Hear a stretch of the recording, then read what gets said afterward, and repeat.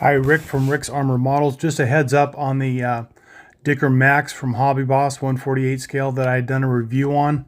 There's an update. I've started building it, and there's a problem with the sprocket wheel.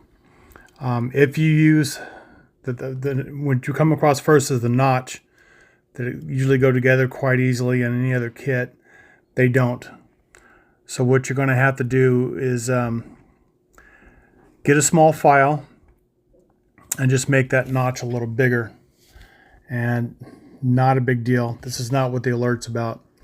What the alert is about, if you're planning on using any aftermarket tracks, like I like using metal and Fru model, they have 148 scale Panzer 3 and 4 tracks. I'm using Panzer 3.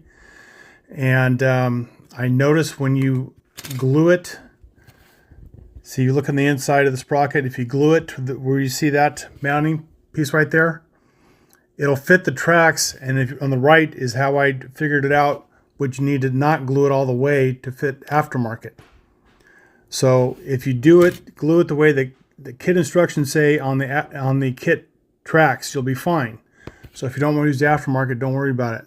If you do the one on the right, what you need to do is not glue it all the way and leave that little gap. You won't see it, I don't think, very well when you put the kit together. As you can see, it fits the metal tracks just fine once you let that gap be there. But it has to be flush inside, not all the way through. So that's just emphasizing it needs to be flush right there. And so if you want to do metal tracks, just keep that in mind. I don't know if there's many of someone like me that likes to do the metal tracks in 148, but I do. And maybe you're also looking to put some 3D tracks on there. And I'm not knocking Hobby Boss. This is a simple mistake. And they're coming out with another a Panther command tank, I guess you'd call it, pretty soon. And there it is right there.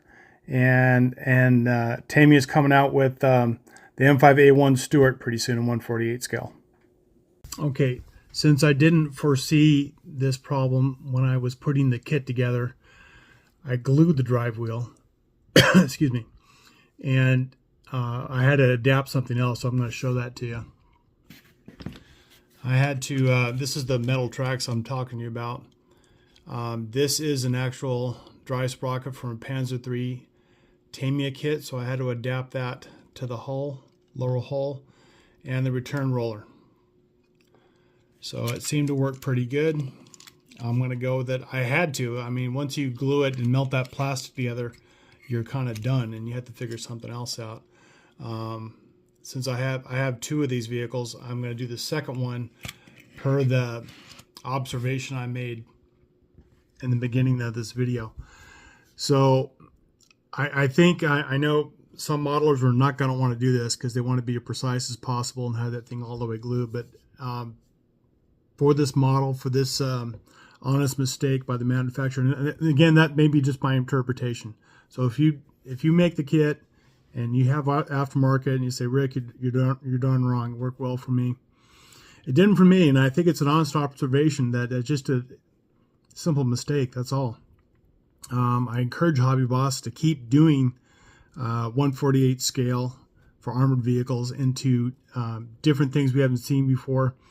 I'm going to say it one more time. I'm looking for the Soviet IS-3 in a proper configuration. There was one made by Aurora, built in 1976, and it's just terrible. The turret's so bad. It's a pure toy. It's not a replica. So I would like him to see him do something like that. I mean, they did a line of Dicker Max tanks, and they only made 2 of them in the war. They made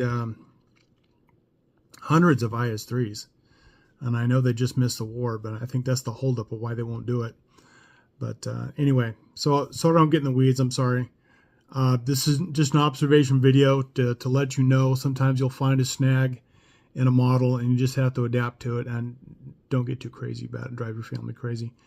But this is why we love the hobby. It is something, you find something wrong, and part of the victory is figuring it out.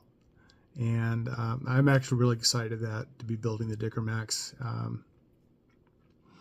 kind of an unnecessary vehicle, but very intimidating looking. And I don't think they have one in the museum. One was just destroyed by an explosion.